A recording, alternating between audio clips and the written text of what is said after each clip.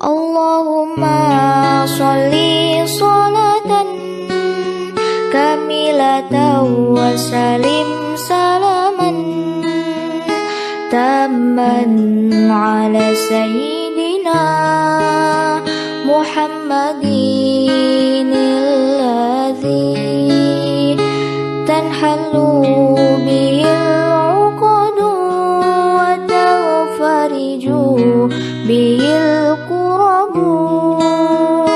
wa tuqda bil hawaiju wa tunalu bi ragaibu wa husnul khawatimi wa yustasqal ghamamu Allah biwajihil karim wa ala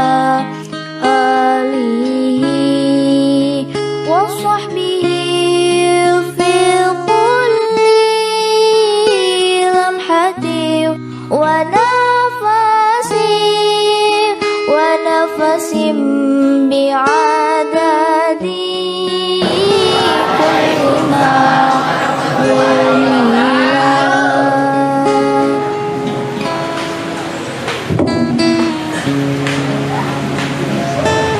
Selamat pagi.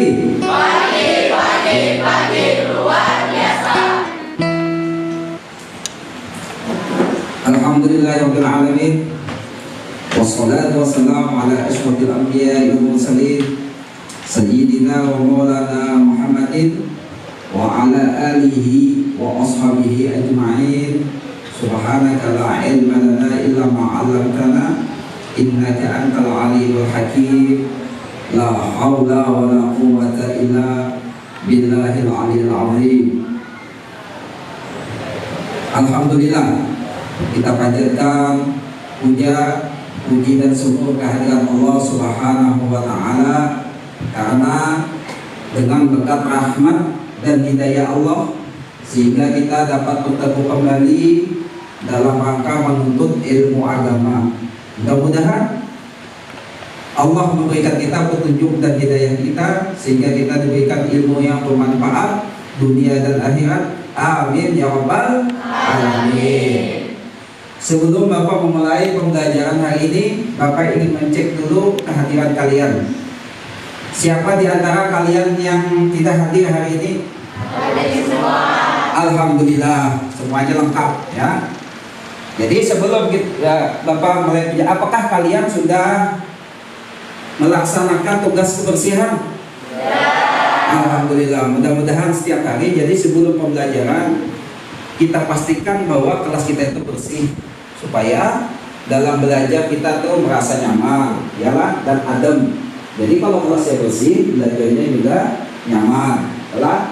Yang selanjutnya, Bapak ingin supaya pembelajaran kita mendapat berkah dari Allah.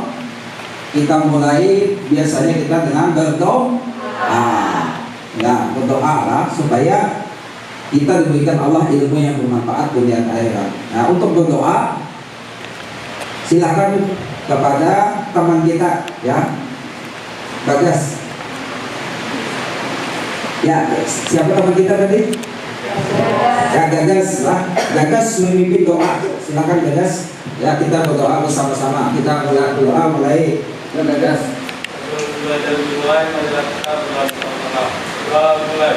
Bismillahirrahmanirrahim. Alhamdulillahirabbil alamin. Wassalatu wassalamu ala asyrofil anbiya'i wal mursalin sayyidina wa maulana Muhammadin wa ala alihi wa sahbihi wa barik wa sallim ajma'in. Amin.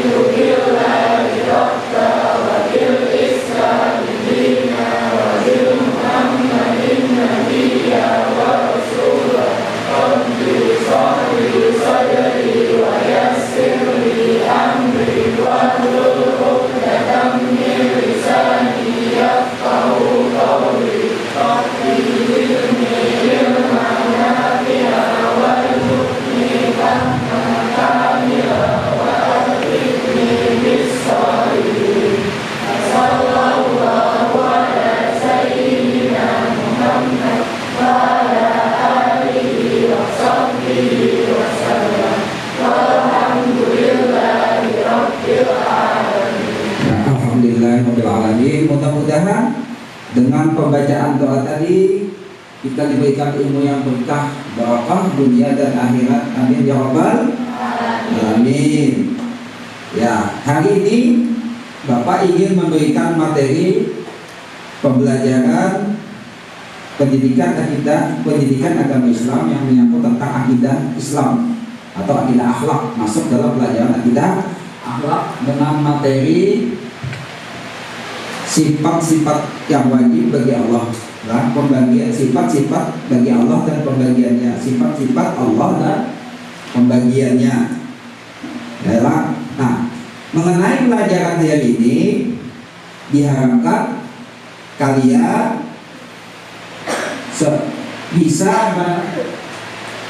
bisa memahami beberapa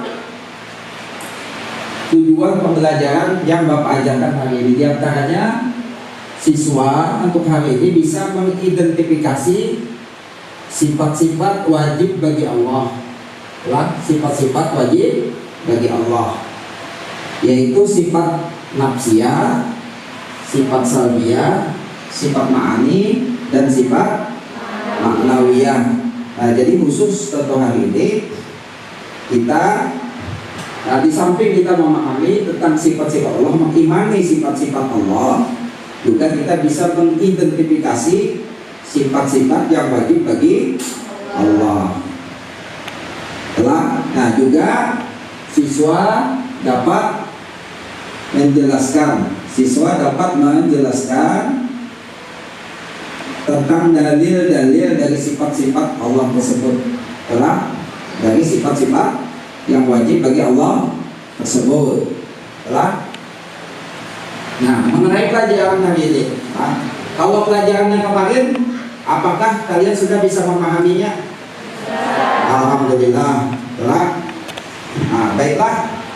Sebelum Bapak mulai pembelajaran, mungkin Bapak ingin menanyakan sesuatu. Apakah kalian pernah mendengar tentang sifat-sifat yang wajib bagi Allah? Nah, mungkin di sekolah sebelumnya lah, ya. Nah, di sini Bapak ingin menjelaskan dan menguraikan lebih mendetail tentang sifat-sifat yang wajib bagi Allah, supaya mengenal Allah melalui sifat-sifat Allah, kita itu benar-benar yakin atau jazam. Artinya yakin itu harus dibuktikan dengan dalil. Nah, yakin itu harus dibuktikan dengan dalil. Nah, Bapak mulai dulu pembelajaran hari ini lah. Kita mengerti dulu dengan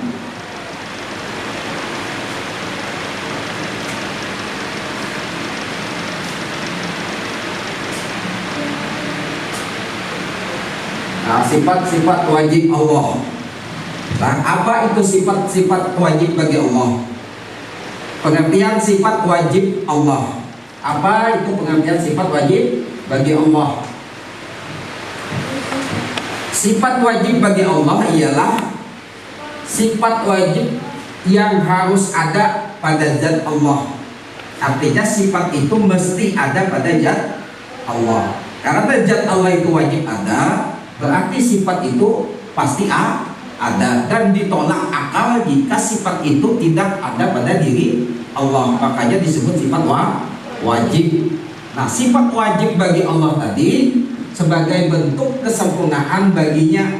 Karena jika Allah tidak memiliki sifat yang wajib itu, berarti Allah tidak sempurna.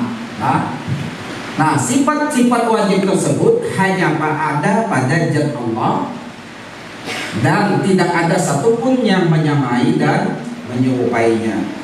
Jadi sifat yang wajib bagi Allah tadi sifat yang mesti ada, sifat yang ada pada zat selama ada zat. Artinya diri menunjukkan dirinya Allah, zat Allah ada zatnya, ada sifat yang mustahil ada zatnya tapi tidak ada sifatnya. Nah, jadi sifat yang wajib itu adalah sifat yang mesti ada atau sifat yang harus ada pada zat Allah, dan ditolak akal jika sifat itu tidak ada pada Allah. makanya disebut sifat wajib. Arti pengertian sifat wajib lah. Ya, selanjutnya,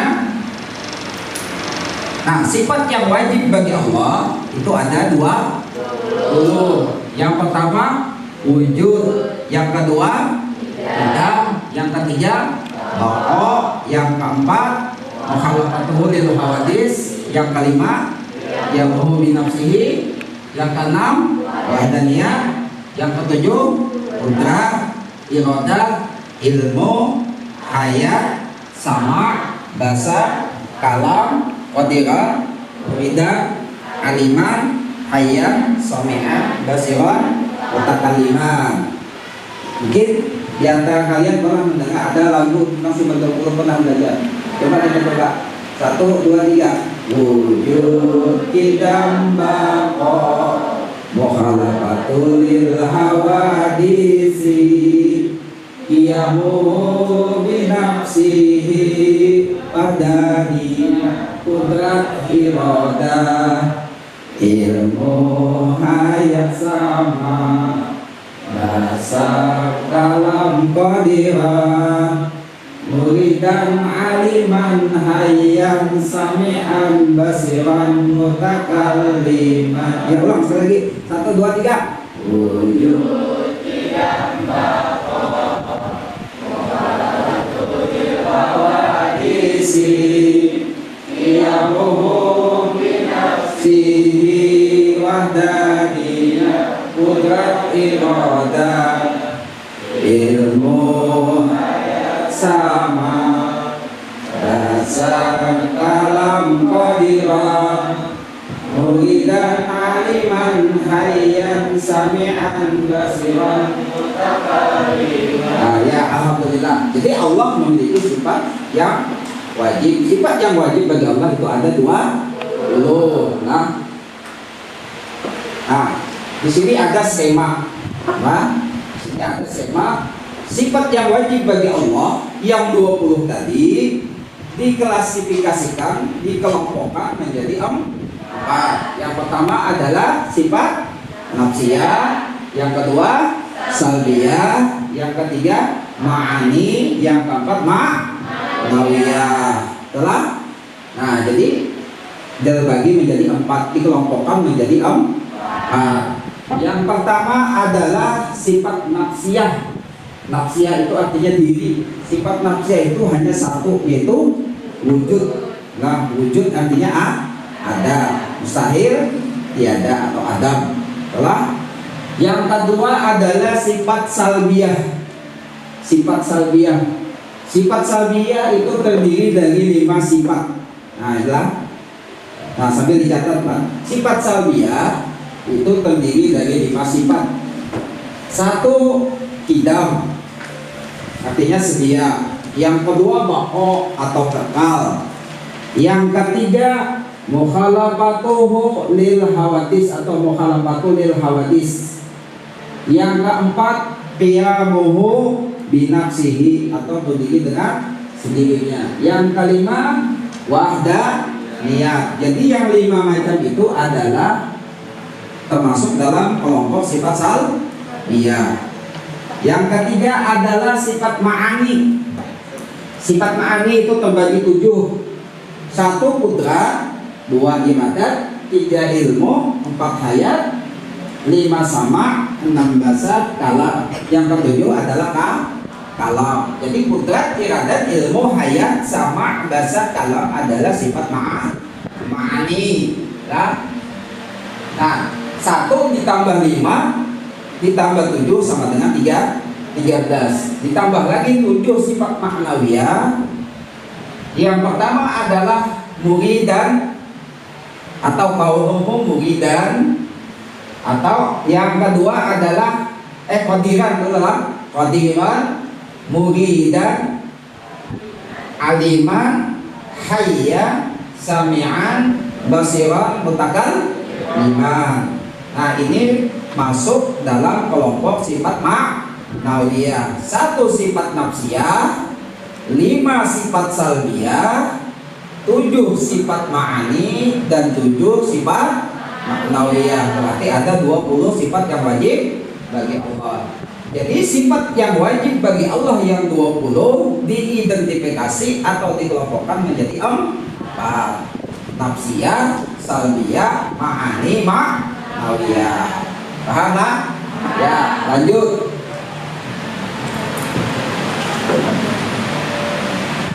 Apa itu sifat nafsiyah? Apa yang dimaksud dengan sifat nafsiyah? Kita kada paham nafsiyah itu apa? Ya lah. Nah, karena sifat 20 ini kita jangan hanya paham di kata-kata, tapi harus bisa menjelaskan supaya betul-betul paham. Yang pertama adalah sifat nafsiyah, sifat yang berhubungan dengan zat Allah. Berarti sifat yang berhubungan dengan diri Allah. Zat itu diri lah, yang menunjukkan identitas atau diri zat, dirinya Allah. Zat itu bahasa kitanya diri lah. Nah, sifat yang berhubungan dengan zat Allah. Sifat nafsiyah ini hanya satu, yaitu wujud. Kalau dalam bahasa kitab itu sifat nafsiyah itu sifat yang ada pada zat selama kekal zat. Selama ada zat pasti ada wujud. Tidak mungkin ada wujud kalau pada ada zatnya. Sebaliknya tidak mungkin ada zat kalau pada ada wujud. Ada zat, ada wujud. Paham? Ada wujud, ada zat. Jadi sifat nafsiyah itu menunjukkan adalah diri zat Allah. Itu yang disebut sifat nafsiyah. Jadi nafsiyah itu bahasa kitanya ada diri. Nah, sifat nafsiyah itu hanya satu, yaitu wujud. Yang kedua adalah sifat salbiyah. Nah, sifat salbiyah. Lain salbiyah itu nama ini lain lah. Orang Bahari itu ada salbiyah itu bukan nama lah. Jadi sifat salbiyah itu adalah, maksud dari sifat salbiyah adalah sifat yang meniadakan sifat-sifat yang berlawanan dengan sifat-sifat wajib bagi Allah. Kalau bahasa kitanya, sifat salbiyah itu dalam bahasa kita adalah sifat yang menafikan sesuatu yang tidak layak dan tidak pantas pada zat Allah. Jadi sesuatu yang tidak pantas bagi zat Allah itu harus dinafikan atau dihilangkan, dibuang. Nah, jadi sifat salbiyah ini adalah sifat yang membuang atau menafikan atau meniadakan hal-hal yang tidak pantas, hal-hal yang tidak patut atau tidak layak pada zat Allah. Paham tak? Berarti sesuatu yang tidak pantas itu berlawanan dengan sifat wajib Allah. Misalnya Idam artinya sedia, berarti tidak pantas bagi Allah berpermulaan. Jadi permulaannya itu ditiadakan, dibuang. Paham? Misalnya lagi bako artinya kekal. Bako artinya kekal. Nah, tidak pantas bagi Allah Ta'ala bersifat binasa atau mana. Jadi sifat binasa tadi kita buang atau kita hilangkan. Jadi nah, bako lohannya fana tadi dibuang. Muhalafatuhul hawadis. Allah berbeda dengan yang baru atau Allah berbeda dengan makhluk. Nah, Allah berbeda dengan makhluk berarti jika Allah sama dengan makhluk, berarti yang sama dengan makhluk itu harus kita buang, kita hilangkan dalam iktikat kita, dalam keyakinan kita. Jangan sampai dalam keyakinan kita, dalam batin kita ada sesuatu yang menyamai Allah, karena Allah bersifat mukhalafatuhu lil awadis. Allah berbeda dengan yang baru. Paham tak? Nah, selanjutnya qiyamuhu binafsihi, Allah berdiri dengan sendirinya. Berarti menafikan, meniadakan Allah itu bergantung kepada sesuatu atau Allah bergantung kepada makhluk. Qiyamuhu binafsihi, Allah berdiri dengan dirinya, berarti Allah tidak memiliki kekurangan. Kalau Allah bergantung kepada sesuatu, kalau Allah berhajat kepada sesuatu, berarti Allah sama dengan makhluk. Berarti ini harus dibuang, harus dihilang. Nah, dan selanjutnya wahdaniyat esa. Wahdaniyat esa berarti membuang apa? Membuang berbilang 1, 2 atau 3 atau bahasa Arabnya ta'addud. Iyalah.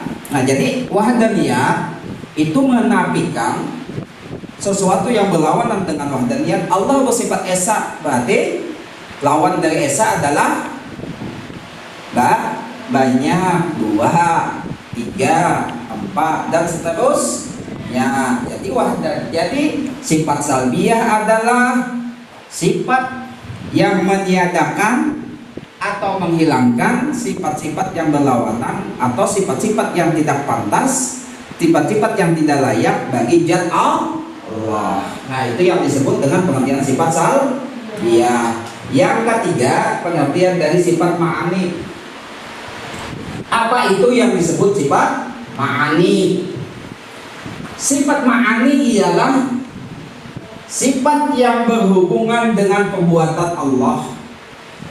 Sifat ma'ani adalah kudrat, iradat, ilmu, hayat, sama basar, kalam. Artinya sifat yang berdiri kepada zat Allah Ta'ala selama sifat yang ada atau berdiri pada zat Allah. Kalau dalam bahasa kitab itu sifat yang berdiri atau melekat pada zat Allah. Nah, itu namanya sifat ma'ani. Contoh misalnya kudrat. Kudrat itu kuasa. Siapa yang kuasa? Zatnya lah, bukan kudratnya. Zatnya tadi adalah melekat tidak terpisah. Zatnya yang kuasa. Jangan dipadahkan kena siapa yang kuasa, kudrat, ketuhanan kudrat kena. Paham? Yang kuasa itu adalah Zat. Zat memiliki sifat kudrat. Jadi kudrat, iradat, ilmu, hayat, sama basar, kalam itu adalah sifat yang melekat atau sifat yang tidak bisa dipisahkan dengan zat Allah. Paham? Itu adalah sifat ma'ani. Contoh kudrat.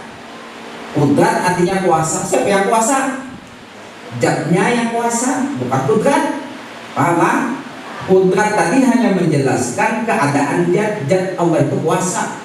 Jadi yang kuasa itu adalah zatnya. Iradat artinya berkehendak. Siapa yang berkehendak? Zatnya, yalah.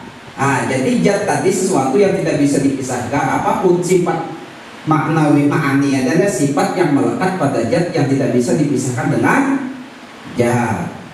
Paham? Yang ada orang salah belajar tauhid, yang kuasa itu yang kudrat. Nah, maka kudrat itu sifat, berarti ketuhanan sifat. Kuasa yang berkehendak itu jadi iradat, bukan. Itu salah memahami. Paham? Yang dimaksud dengan iradat adalah zat Allah memiliki sifat berkehendak. Jadi yang berkehendak itu adalah zat. Paham? Ilmu yang mengetahui zat Allah, mengetahui zat Allah bersifat ilmu. Hayat, zat Allah Ta'ala hidup, mustahil maut atau mati. Sama, zat Allah Ta'ala mendengar. Basar, zat Allah Ta'ala melihat. Kalam, zat Allah Ta'ala berkata-kata. Nah, itulah sifat ma'ani. Yang keempat selanjutnya adalah sifat maknawiyah. Sifat maknawiyah. Sifat maknawiyah ialah sifat yang berkaitan erat dengan sifat-sifat ma'ani. Artinya sifat maknawiyah ini lazim dengan sifat ma'ani, berlazim-laziman. Tahu berlazim-laziman? Arti berlazim-laziman itu saling berkaitan, saling berhubungan. Karena Allah Ta'ala memiliki sifat ma'ani, maka lazim bagi Allah Ta'ala, sepantasnya bagi Allah bersifat ma'nawiyah. Coba ulang. Ini sifat maknawiyah ini sedikit susah memahaminya. Nah, makanya sambil berpikir kita. Nah, makanya belajar ilmu tauhid, belajar sifat 20, secara tidak langsung kita belajar ilmu mantik, belajar ilmu logika. Bagaimana kita memahami zat Allah dengan akal, dengan logika. Nah, sifat yang berkaitan erat dengan sifat ma'ani, sifat-sifat maknawiyah ini tidak dapat berdiri sendiri. Karena setiap ada sifat ma'ani pasti ada sifat maknawiyah. Sifat-sifat ma'nawiyah ini adalah qadiran, muridan, aliman, hayyan, sami'an, basiran, takaliman. Bapak jelaskan dulu lah. Apa bedanya sifat ma'ani dengan sifat maknawiyah? Kalau sifat ma'ani misalnya kudrat. Kudrat apa artinya? Kuasa. Nah, qadiran. Kalau qadiran artinya keadaan zat Allah yang kuasa. Berarti karena Allah Ta'ala kuasa, maka lazim zat Allah Ta'ala selalu kuasa. Jadi kuasanya Allah itu terus menerus, tidak terbatas oleh ruang dan waktu. Itu yang disebut sifat ma'nawiyah. Jadi lazim karena Allah bersifat kudrat atau kuasa, maka lazim zat Allah Ta'ala bersifat qadiran. Karena Allah bersifat iradat, maka lazim zat Allah bersifat muridan.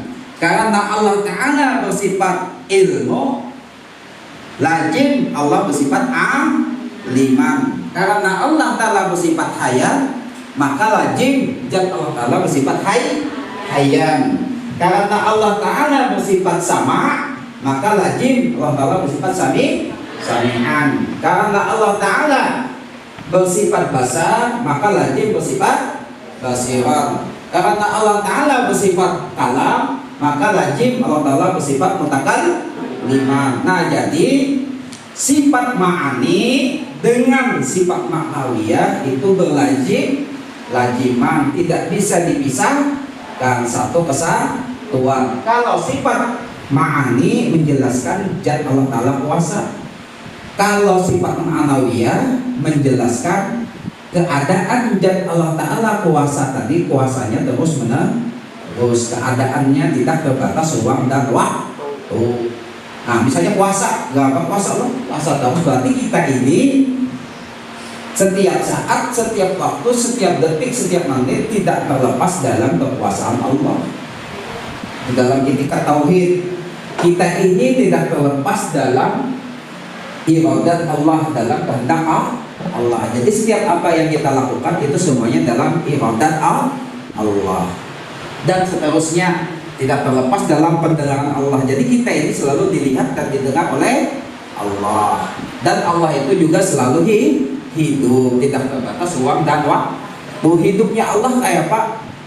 Tidak terbatas ruang dan waktu, kekal abadi selama-lamanya. Nah, dan Allah bersifat kalam. Basar melihat, madalena melihat Allah. Nah, Allah melihat apa yang sudah terjadi, yang sedang terjadi dan akan terjadi, semuanya dilihat oleh Allah. Mutakalliman menjelaskan keadaan Allah selalu dalam berkata-kata, dalam berbicara. Bagaimana kalam Allah? Kalam Allah berbeda dengan kalam makhluk. Karena Allah berbeda dengan makhluk, karena Allah berbeda dengan yang baru, berarti kalam Allah juga berbeda dengan kalam makhluk. Kalau kita berbicara ada huruf, ada suara, ada logat, ada dialeknya, yalah, ada awalan, ada akhir. Kalam Allah kan? Kalam Allah tidak berhuruf, tidak bersuara. Nah, itu penjelasan dari sifat-sifat yang wajib bagi Allah. Telah pembagian sifat yang wajib bagi Allah.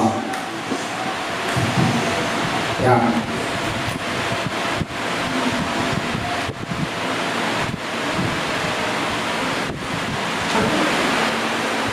Dalil lah tentang dalil sifat-sifat yang wajib bagi Allah.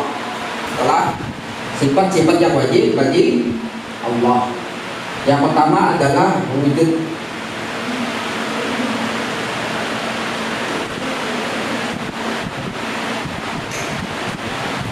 Yang pertama adalah wujud. Wujud artinya ada. Sini sambil Bapak jelaskan Pak. Wujud artinya ada. Wujud artinya ada. Mustahil tiada. Nah, dalilnya, apa arti dalil? Firman Allah. Dalilnya firman Allah. Dalil ada dua macam. Pertama dalil akli dan kedua adalah dalil nakli. Yang pertama dulu adalah dalil nakli, yaitu Al-Quran, yaitu surah As-Sajdah ayat 4. Surah As-Sajdah ayat 4. Allahul ladzi khalaqas sama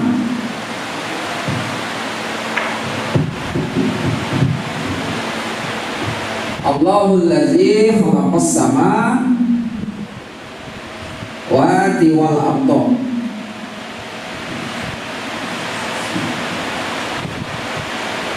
wa ma bainahuma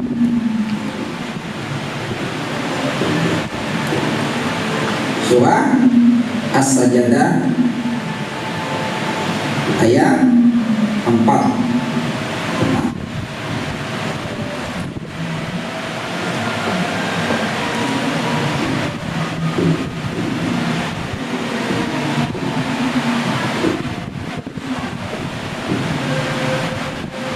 Allahul ladzi khalaqas samawati wal arda wa ma bainahuma. Ini menjadi dalil nakli bagi Allah sifat wujud.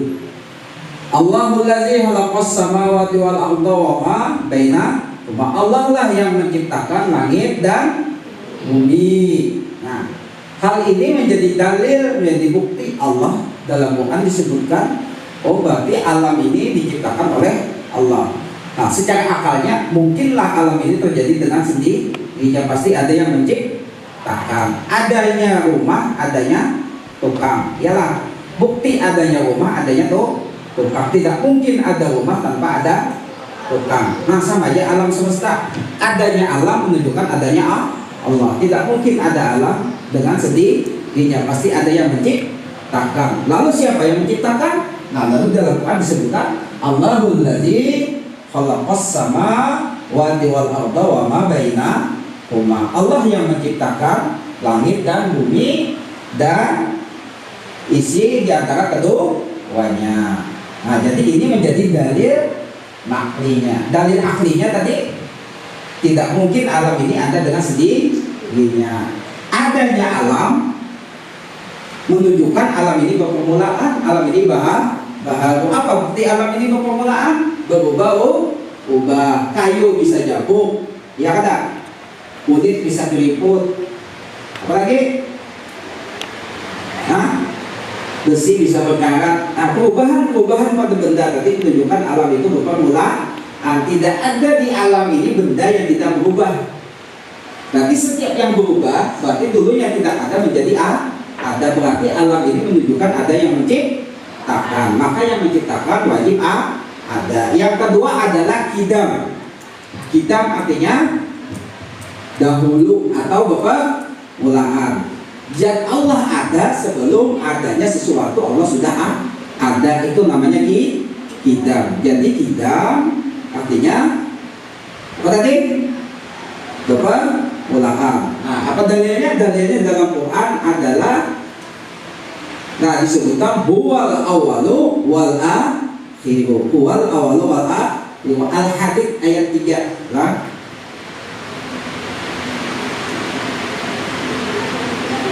huwal awalu wal akhiru. Al-Hadid ayat 3. Dialah yang awal dan yang akhir. Dialah yang awal dan yang akhir. Jadi Allah Ta'ala bersifat kidam, artinya berpermulaan. Dalilnya apa? Dalam Quran disebutkan wal awwalu wal akhiru. Dialah yang awal dan yang akhir. Nah, jadi itu menunjukkan sifat-sifat yang wajib bagi Allah. Nah, itulah diantara beberapa dalil sifat 20. Nah, dalil sifat 20. Nah, hanya sampai di sini dulu materi yang Bapak sampaikan. Nah, sebelum Bapak memberikan kesimpulan,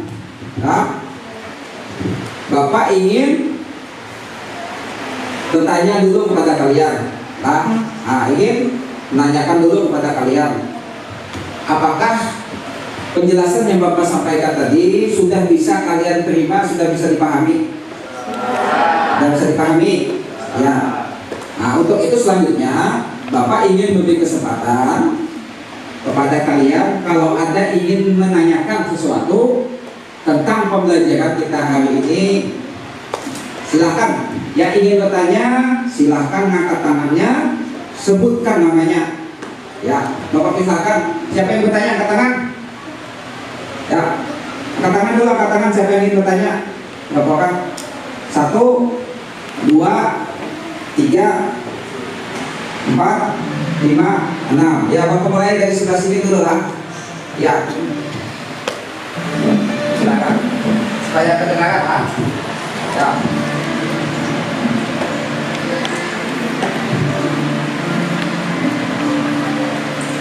Perkenalkan, nama saya Baika Fitria. Kak, saya ingin menanyakan apa yang dimaksud dengan mentauhidkan Allah Subhanahu wa Ta'ala. Ya, bagus. Pertanyaan yang sangat bagus, kita beri aplaus dulu untuk kawan kita. Ya, tadi teman kita siapa namanya? Maya. Ya, Maya. Maya dan Fitria menanyakan, Pak, apa yang dimaksud dengan mentauhidkan Allah Ta'ala? Mentauhidkan Allah. Sebelum Bapak menjawab, Bapak lempar dulu kepada kalian. Apa di antara kalian yang bisa menjawab? Silakan. Angkat tangannya. Ya. Ya, diri dulu. Sebutkan siapa namanya. Ya. Perkenalkan, nama saya Nabila Rimaliani. Saya akan menjawab pertanyaan dari Maya tadi. Ya. Jawabannya, mentauhidkan maksudnya adalah memandang dan meyakini di dalam hati dengan keyakinan yang kuat dengan keesaan Allah Subhanahu wa Ta'ala, baik esa perbuatan af'al, esa sifat, esa asma, dan esa pada zat Allah Subhanahu wa Ta'ala, tidak mensekutukannya dengan sesuatu apapun. Ya, bagus. Kita beri aplaus sama kita. Jawaban yang sangat bagus dalam kesempurnaan. Nah, jadi yang dimaksud dengan mentauhidkan Allah adalah memandang keesaan Allah, meyakini dalam hati bahwa Allah itu esa. Kalau kita tahu itu esa apanya yang esa? Esa apalnya, perbuatannya, esa sifatnya, esa asmanya, dan esa zatnya. Ya, bagus. Nah, pertanyaan yang kedua. Bapak beri kesempatan, ada 3 penanya. Ya, siapa yang ingin bertanya yang kedua? Ya, di belakang. Ya, belakang. Itu kan namanya yang bertanya. Perkenalkan, nama saya Sofia Fitria. Ingin bertanya, apa sih yang disebut dengan mengesahkan Allah pada af'al? Apa yang disebut mengesahkan Allah pada af'al? Ya. Nah, pertanyaan yang kedua dari teman kita Fitria lah. Sofia lah, Sofia Fitria, Sofia lah, Sofia menanyakan, Pak, apa yang dimaksud dengan mengesahkan Allah pada af'al atau kaidah af'al? Ya, ada yang bisa menjawab? Tadi ada Bapak menjelaskan sedikit, nah, ya, silakan angkat tangannya. Siapa yang bisa menjawab? Jangan sungkan. Ya. Ya, gagas, silakan gagas. Ya, tinggi gagas.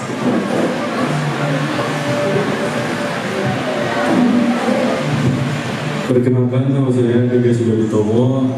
Jawaban saya adalah mengesahkan pada af'al, maksudnya bahwa engkau pandang, kemudian engkau yakini, anggapi di dalam hati bahwa apapun yang terjadi di alam ini adalah perbuatan Allah Subhanahu wa Ta'ala. Ya, bagus.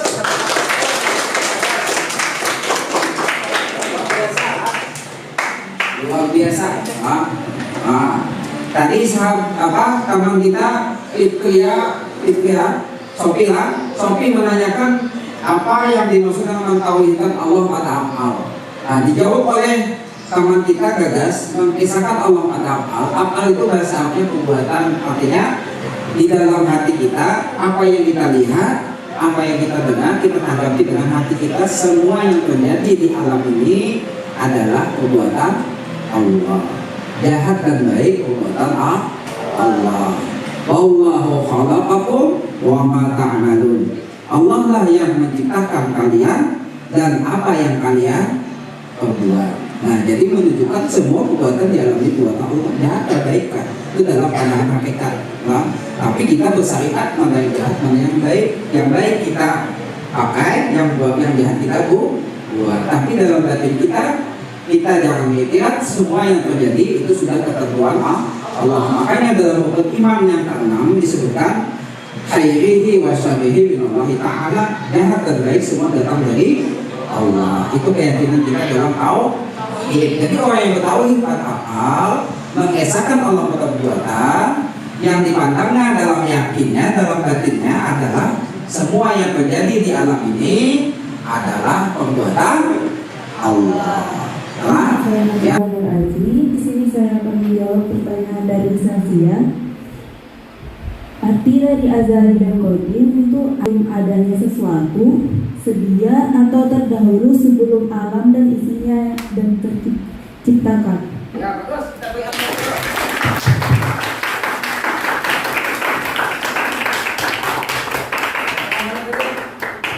Siapa? Azifah lah. Ya, tadi Nazifah lah. Nazifah menjawab arti azali atau qadim adalah sebelum adanya sesuatu. Jadi Allah itu bersifat azal, Allah bersifat qadim, artinya zat Allah itu ada sebelum ada sesuatu. Sebelum alam ini diciptakan, sebelum apapun ada, Allah sudah ada. Azal yang artinya pada qadimnya. Paham lah? Nah, karena Allah bersifat qidam, nah alam ini pada azalnya itu sudah ditentukan Allah dengan sifat qudrat tadi. Karena Allah bersifat qudrat, iradat dan sifat seterusnya tadi, karena zat Allah Ta'ala qadim berarti sifat Allah juga qadim, berarti pada azal. Yalah. Nah, itulah tadi. Nah, pembelajaran kita hari ini mudah-mudahan apa yang kita pelajari hari ini dapat berkah dari Allah dan kita diberi ilmu yang bermanfaat. Amin ya rabbal alamin. Sebelum Bapak mengakhiri pembelajaran hari ini, Bapak ingin memberikan kesimpulan. Yalah, Bapak ingin memberikan refleksi dulu kesimpulan pembelajaran hari ini. Yang pertama adalah satu, mengenal Allah melalui sifat-sifat Allah itu adalah wajib bagi setiap waris. Karena ini menyangkut masalah tauhid. Ialah tauhid adalah masalah etika dan termasuk ilmu yang fardu ain. Yang kedua, dalam meyakini sifat-sifat Allah kita harus jajam, harus betul-betul yakin. Jangan ragu. Yakin itu harus timbul dari hati kita sendiri. Ialah yakin 100%, tidak syak, ragu-ragu dan tidak paham.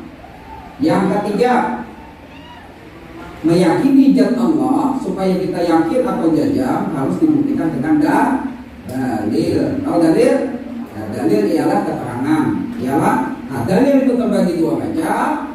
Ada dalil akli dan ada dalil nakli. Dalil akli adalah berdasarkan akal atau logika, sedangkan dalil nakli adalah berdasarkan Quran atau hadis. Itulah, ya, itulah dulu yang Bapak sampaikan hari ini. Mudah-mudahan kita diberikan Allah Ta'ala ilmu yang bermanfaat dunia dan akhirat. Amin ya rabbal alamin. Sebelum mengakhiri pembelajaran ini kita beri semangat dulu. Siapa kita? Anak Indonesia. Anak Indonesia.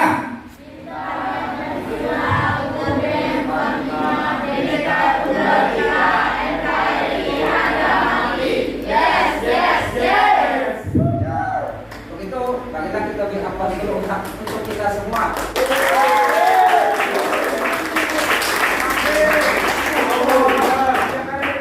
Ya, alhamdulillah pembelajaran hari ini kita menjadi lancar dan Allah mengizinkan kita dapat bertemu. Mudah-mudahan dalam pembelajaran yang berikutnya kalian diberi Allah Ta'ala kesehatan dan tambah semangat lagi dalam pembelajaran. Amin ya rabbal alamin. Untuk mengakhiri pembelajaran, kita tutup pembelajaran ini dengan berdoa. Untuk itu Bapak persilahkan kepada yang laki-lakinya untuk memimpin doa. Ya, baik. Ada ulang ya, silakan. Sebelum memulai pembelajaran, mari kita berdoa. Mulai.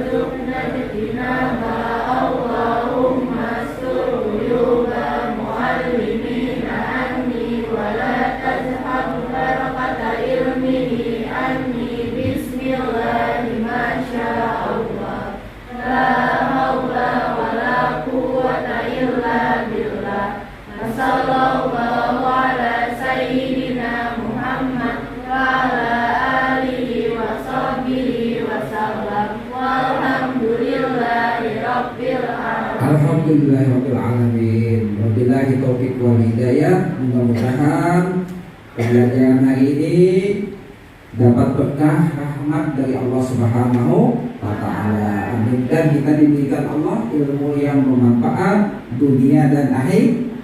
Amin ya rabbal alamin. Bapak akhiri dengan mohon maaf apabila dalam penyampaian Bapak ada salah dan hilaf, Bapak mohon dimaafkan baik disengaja atau tidak sengaja. Wabillahi taufiq wal hidayah wa bidawal inayah wallahu muwaffiq ila aqwamit thoriq. Wassalamualaikum warahmatullahi wabarakatuh. Waalaikumsalam warahmatullahi wabarakatuh.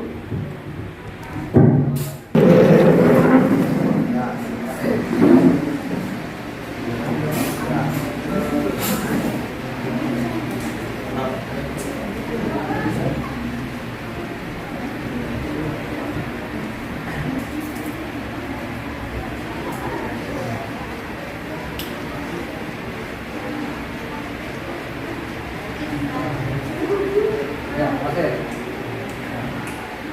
Ada lama.